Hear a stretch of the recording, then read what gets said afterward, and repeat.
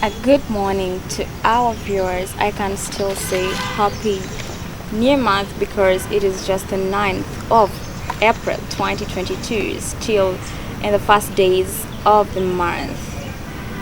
Today is a beautiful morning and we are live at AET TV empowering you and with your host always Bridget Cimenta on Youth Feedback. There is no government that rules without a law, and we have laws and we also have the natural laws that govern our institution, our constituencies, our countries, and that is what we are talking about today. What is the essence of laws? You're watching AET TV, empowering you. Welcome from that short commercial break.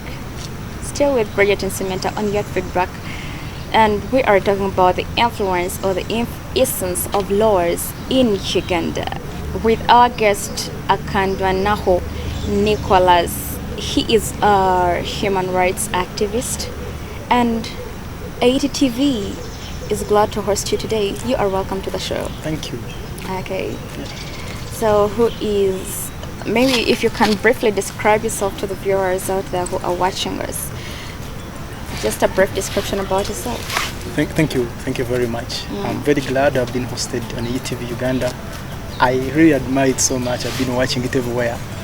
First of all, I need to send my condolences to the family of the late Jacobo Lokololanya, my mentor and good friend, and to the nation and the Republic of Uganda, the President, and everyone in the country. May God keep you at ease and keep you together. I'm Nicholas Akandwanaho. I do human rights a lot, and I do some publications, articles, author, and also I am a political researcher and economic researcher. I do economics, law vis-a-vis the politics of the world. Thank you. Okay, that is interesting. You do a lot. Yeah, just maybe moving straight to what the topic of today says. What is how the law influences us as Ugandans? What is the impact? Which impact does it create on our country? Just starting with that. What are these laws? Exactly. Thank you very much. Uganda as a country, the basis of any country, any society in this world is the law. And you cannot exclude Uganda. So the very first time this country got independence, that was in 1962. The very framers of the country bargained for a constitution. The constitution is the norm of the law. It's a supreme law. Whenever there is a constitution, any other law that contravenes the constitution takes the bigger part of it. The constitution is our source of law, apparently. So in 1962, a new government comes in. That was Obote and the Kawaka. They bring a constitution of 1962. But the Europeans, the framers of that constitution, had a challenge. They framed a model constitution of laws that were like those ones of Europe. So they framed an European more kind of government in the country which had a lot of diversity. You know, Uganda is a diverse nation. We have 56 tribes, and when you go to Europe, the Swiss are purely Swiss. When you watch a football team like Switzerland, and I think like Ukraine, people are called Slavic. One nation, no diversity. If there is one thing that this country has survived, it is diversity. But the law at that time made a mistake. They brought a British model where we had a Kawaka acting as a president and the prime minister being the executive power. So it was more of an European contest. They did not really appreciate the diversity in our country. But with time, this has been exposed. You saw the Kawaka crisis. You've seen the various trends of the law. Recently, actually the most recent issue that has been at hand has been when Jacobo Lokololanya, Right Honorable, passed on. When he passed on, the laws of the land ordered us to have a speaker elected within the shortest period of time. Yet the family of Jacobo Lokololanya was still mourning. The northern Uganda corridor was not well with this. So we saw the government chief whip, now the deputy speaker of parliament, Honorable Thomas Tayebwa Banjirana. He stated that, please, within the shortest period of time after this Jacob Olanya thing, we must do a fresh interpretation of those articles and statutes that provide for this. So you see, the framers of the law already made that mistake, but they did not. What does the law say about that? Especially what was trending, the new speaker being elected in the shortest time possible. How does what does the law say the law about basically that? provides that in place, that if there is no speaker, the parliament does not hold any other sittings unless a speaker is elected. So now the contestation was there. The family of Jacob Olanya, the Northern Uganda corridor, the parliament of the republic is in grief. They want a speaker. Actually, the people of Northern Uganda, some of my friends there were interpreting it like maybe showbiz, that you are busy dinnering on chicken, you are celebrating for the new speaker in power, but for us we are grieving. So you see that the law had to strike a balance which was not good. So the framers had the challenge there. Yes. And you can appreciate the art of the law. And let me tell you, with time, with modernity, as we go on, when my grandfather was in Kashari, down there, my father in Kashari and my grandfather in Rampara there, these people, there was no, this WhatsApp, you see, YouTube and everything. With time, we are seeing the computer misuse. Regulation. You know Kakwenza? You've forgotten Kakwenza? Not really. Yes. If Kakwenza is out of the country, the law has come in to protect the people he might have abused. So as modernity continues, we get new laws to regulate us. You saw the COVID-19. When COVID-19 was here, it was a new pandemic. Laws came in to regulate the conduct. But we get a problem here, my host. The problem is that the law comes in to lay equality, but at times we get the big people who sit on the law. Would you love asking something on that? Okay, just I didn't want, even though I don't go there, I just want I want you to tell us some of the criticisms that we are having on the law. On the law, in the country? Yes, in our country. Yeah. What are some of the criticisms? One of the biggest criticisms in the country we have today on the law is that the law has failed to protect the common man. A population of 45 million people, but around 30 million people are the commoners, the informal sector, the night economy, chibanda, border. That's the economy I'm trying to tell you. So you find that a border man is arrested, put into prison, has no case, bumped up, beaten, but a certain fella does the same act and is faring around the roads. Then there's another issue, and I want to make it clear that the issue of Gambanog has never been a law in this country. And these are the things we joke with, but we don't love it really. You are down there, you've grown up in a society which is harsh, and someone tells you Gambanog. There is no law which provides for that. And any person who does that actually is an illiterate. He's a part too ignorant. You can't really bring that to the law. Actually, framing of the law, actually Uganda has the best law in the world. Even the president knows that. But the problem we get is we, the human beings. Someone tells you, me curfew, I want to drive at midnight. But the law of the time in COVID, drive at 8. But the fella drives at midnight, you meet him on the way, he tells you, I have this person. We should look at, because if you get a population of 45 million Ugandans, 30 million people are commoners. Let's see, the common man is the person who sees the country most. This person who wakes up at 6, works, eats 1 meal a day. So the law should protect that man. Yeah, you talked about the law that Uganda has the best law. Yes. And I think it is not attained sometimes, and it is not observed. Why do you think our Ugandans go against the law? The implementation And of maybe the if you law. could also give us some other laws, maybe apart from COVID pandemic related law. Now, laws. what I can say is, when I was a young boy, very young, today you say I've jumped into my 20s. I remember there was time, the BSJ and the group, I used to watch them on TV. They brought what we call the POMA Act, Public Management Order Act. But this act came at a time when people are planning to demonstrate. So if someone from the other side of life, that is the other party, would demonstrate, would be put to prison. So the law was trying to hand one party and leave the other people free. But the essence of the law, the POMA Act, was to maintain order. If you want riot, you write to us and do a peaceful demonstration.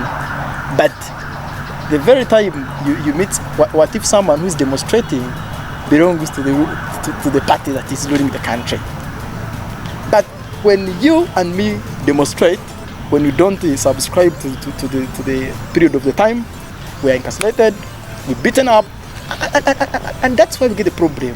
That a law comes when it's very nice. Actually, the framers of these laws, they frame them very nicely.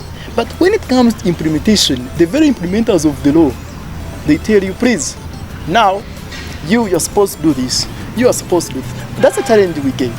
Actually, COVID showed us more things on table.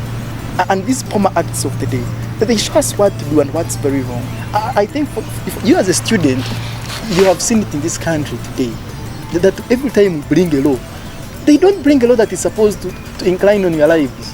But implementation is a challenge. Go to the police here, down here.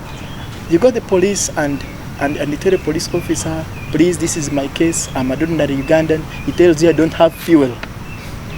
But the country provides fuel. The country provides fuel, is facilitated, is paid to keep law and order. The primary duty of the police is to keep law and order. It's not to engage in any other business in the country. So finding a police officer walking around telling, yeah, I want money, I want this, that is not the primary duty. The government puts him to keep law and order. So we get a problem there. The implementation process becomes a challenge for the country. That's what I'm trying to do. The laws are good, but implementation. Everything is being monetized. Thank currently. you. Yeah, thank you. You're getting it now. Okay. So now I can ask you something about the purpose of these laws. Have they been impactful? These laws that we are having right now, apparently, if some of them are observed, have they been of a great impact today? Now, you see, if the laws were not impactful today, I would be a refugee in some country. Yes, if the laws were not impactful, you would be somewhere in Butembo, Congo. I would be somewhere in Mozambique.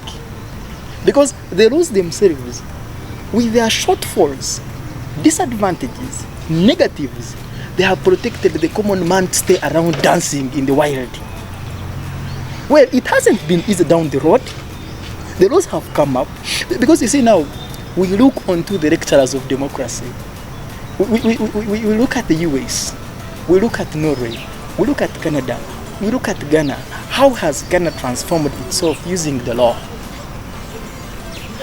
And we say, hey, really, Uganda, we are worse. But if you again put it to Uganda context, you're like, if it wasn't these laws in the country, where would we be? Because this is, let me give you an example, how the law has been very nice. It's through this law that after 5 years, a young man like me moved to Parliament. It's the law, it's provided by the law. It's not by your making. It's a legislation that after 5 years, even when COVID was around here, we had elections, we danced, we ate bread, people went Parliament.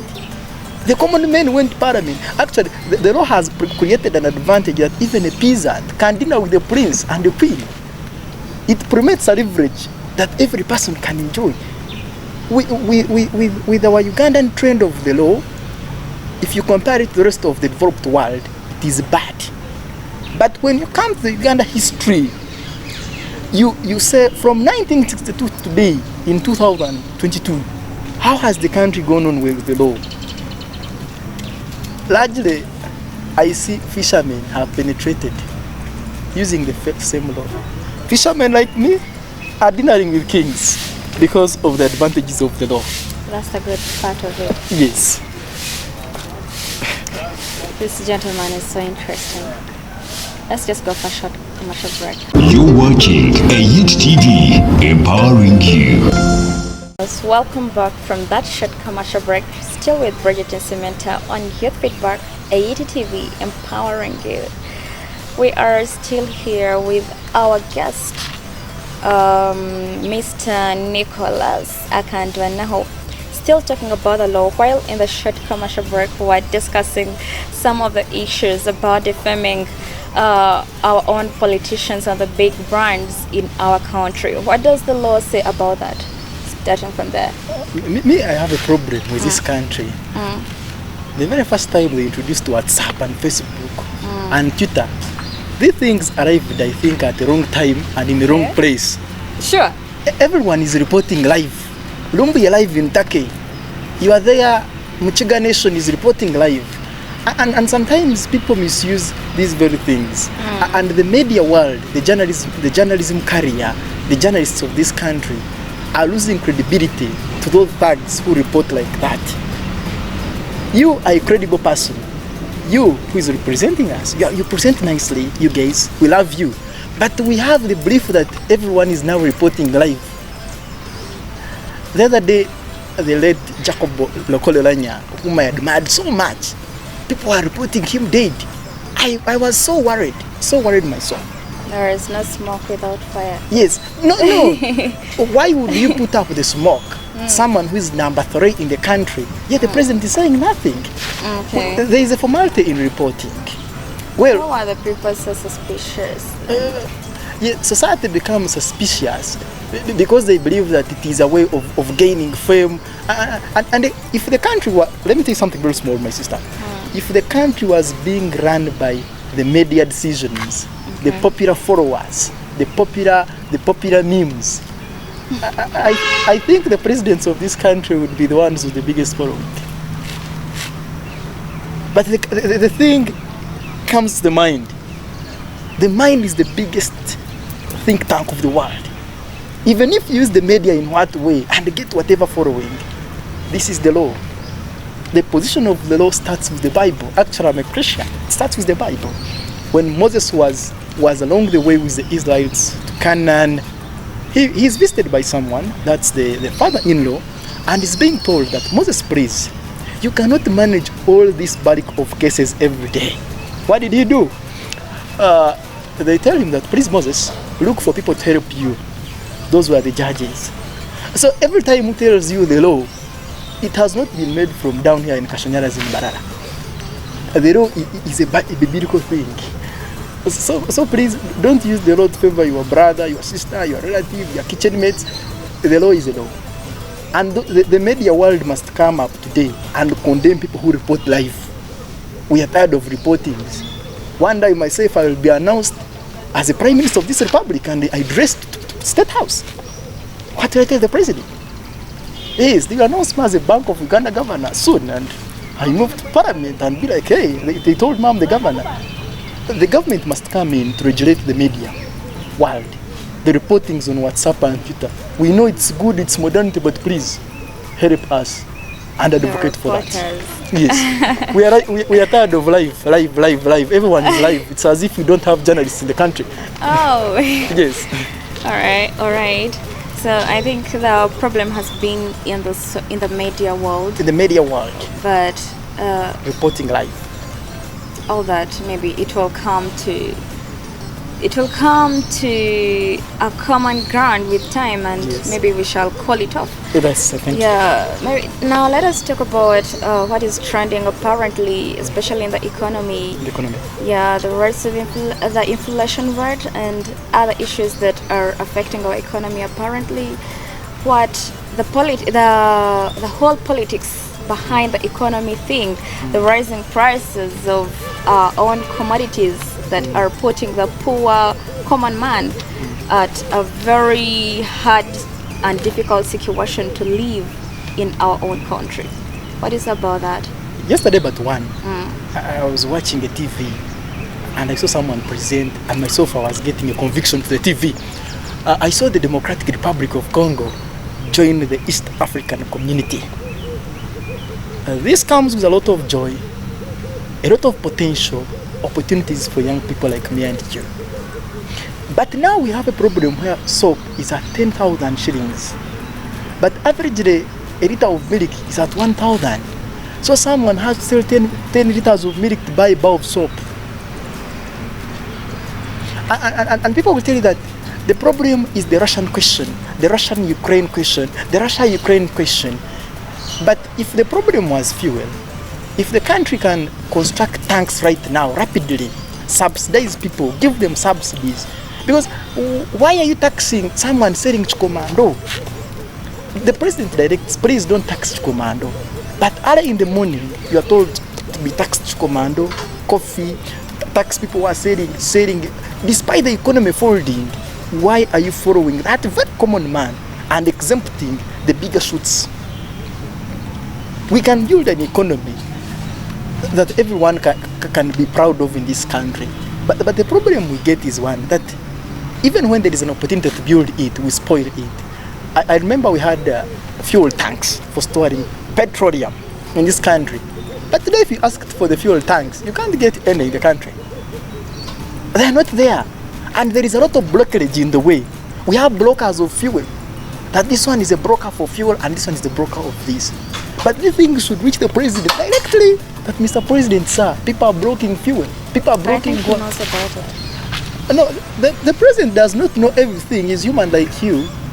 Along the way, as generations shift, people get smarter. The millennials have come in. And President Museveni may also become confused by the millennials of today. They can pray you smartly. They may tell you that the prices are very high because of Russia. Yet someone is holding soap in Kenya. Yes, actually, we are not saying that soap is very expensive, but our question is, it has doubled like never before. It is expensive. Very expensive. From a bar of 10,000, a bar of 7,000. Yes. That is abnormal to a common Ugandan man. Yeah, because who earns something like 3,000 per day or 4,000 at large per day. Actually, that is what you can put in this economy, that 4,000 per day. People who raise cows in the village, work in plantations, some earn 60,000 a month. So that means that this person, when he's going back home in Christmas with 60,000, is going to buy one bar of soap. That's 10,000. And then transportation. Someone who has, there is a meme which stated that the man who disappeared from home after 60 years has returned with 1,000. Don't you think that's real now in this country we are in? You may return back home after 1 year with 2,000 shillings and a bar of soap. Because the economy folds you up and down. But we are telling the president, one, people who are brokers along the way of fuel, people who are brokers, who are holders, why are people holding these things? And if the president is aware that we are in the informal sector, the night economy, me, I am someone who does in the night economy most times. I see what happens along the streets. People come with everything, every chikade from China to sell it on the streets. But people are following them up, chasing them away. And we are the majority that voted the president himself. So I'm telling the president that, may you call us the common men on table. And we talk about this. Yes, and if it can't be like that, maybe the president must move himself to the ground. But what is the law saying? What are the laws about this rising prices of the economy? What is the law saying? Now, should a common Ugandan down there be assured of the decrease in the price, or it is going to hike?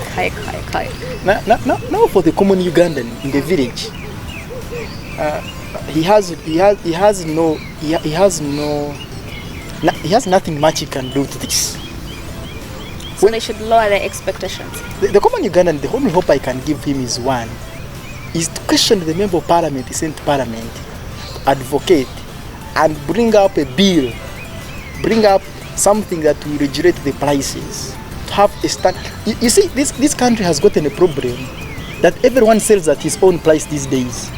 In Chikubo, something is at 10,000. Downtown is at 10,000. There it's 20,000. So the country has become disorganized, that even you may not know the price of this show of mine. If someone is putting on sandals in Uganda, you ask him, how much is your sandal? He tells you 10,000, another one 20, 30, 50. So the economy is disorganized. Very. Very. So here we call upon the president and the team in the economy, the team mastering the economy, to do the groundwork. You see, when you're driving along Entebbe Road and Kampala Road and you're playing music, you will never know that there is someone deep in Singiro who has never even smelled the goodness of the economy. Now, the people responsible for the law, should I say that they are just sleeping? No, people are not. Or are they just silent about it? Why can't they come out? Because this has been addressed through hashtags. Yes. It has been addressed through some campaigns, but then still it is fighting through a hashtag. On ground, nothing is being done. And when we shall keep on addressing this through hashtags. But then what is the law? What is the law? What are the laws about these? Should we think that it is no longer an issue to be tabled? We should, I don't know even how I can phrase the whole thing.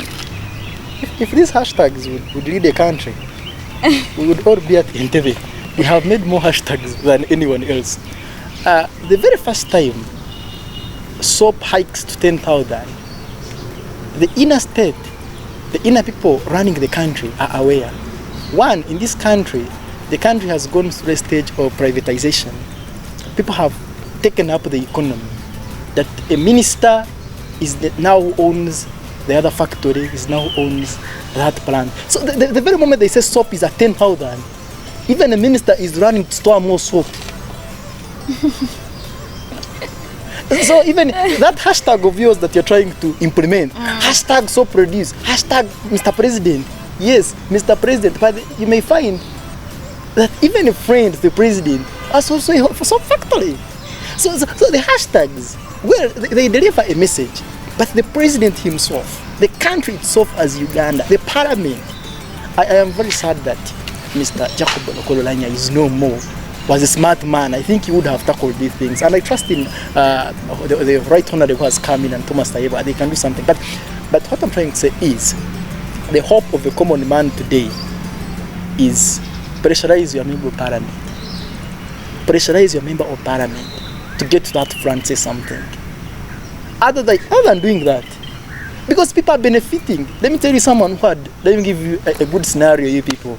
Someone who had stocked 20,000 cartons of soap and is selling about 10,000, the next day is going to set up a mall in Kampala. Yes, that is the good chance. That is very true. And someone who realized that this was coming. Yes. They must have done some good And that was not the common man in the village. Yes, you can't. That was a very big man. Yes, he's aware. People are, smart. As you are sleeping, people are smart. The millennials, the heads are on the ground. They are listening. What's coming from Ukraine? We should have put soap at 5,000, but for our interests, let it be at 10,000. We shall release after a month. I have constructed a mall in Entebbe, a mall in Kapeka, a mall in Nairobi. And the common man is down. But the common man himself, if you give him the opportunity to vote, what does he vote? That's a question of debate. You know the people you vote sometimes. And that's a very big problem. You see me here. If I went to my village and I'm like, I want to be your member of parliament, I'm ideologically charged, I'm a young man, I've gone to school, people will tell me, but we are hungry. So the one who comes with a lot of cash, despite the hate, despite the qualification, despite his background that has grown up with people, he'll give them ungure, the next day the fellow will sleep in parliament. How will you tell him soap? He'll tell you, those things are for God. I don't know even how soap increases. Oh my God. If all these issues are to be put back to God, then I don't know when we are likely to get the answer to all these. So when now, Jesus comes back. Nicholas, it's been a very interesting time with you here. Yeah. I just enjoyed every bit of it. Yeah. I wish we could get more time to talk about this, because you are an interesting man. Yeah. I will host you next time, maybe just right now because of time. Yeah. We have to wind up. Just a few remarks to the viewers. To the viewers out there, I am Nicholas Akandwanaho. I am the founder and Chief Executive Officer of Project 256 Uganda. I do research, I do activism, and I'm a political commentator also sometimes. But what I can give for me, my job is to tell the other kid at the other side of life that education is still the key to success. Education is the only tool that will make a peasant a hunter dinner with princesses. The fishermen are now fishing, and the hunters are now coming to hunt because of education. Be at school, love yourself, and love Uganda. Thank you. All right, thank you so much. Thank you for your time. We were discussing how these laws influence our daily living in Uganda, our economy, our lives, our everything. I can tell it like that. Education, how are these laws influencing everything, and which impact are they creating, and how can they be implemented? That is the essence of laws in Uganda, and that is what we were here talking about with our guest Nicholas Akandwanaho, one of the human rights activists that we have at the moment in Uganda. In the world, I'm still of the world, please. All right, I remain Bridget Cimenta, a Yeti TV empowering you. We meet next Saturday. Bye-bye.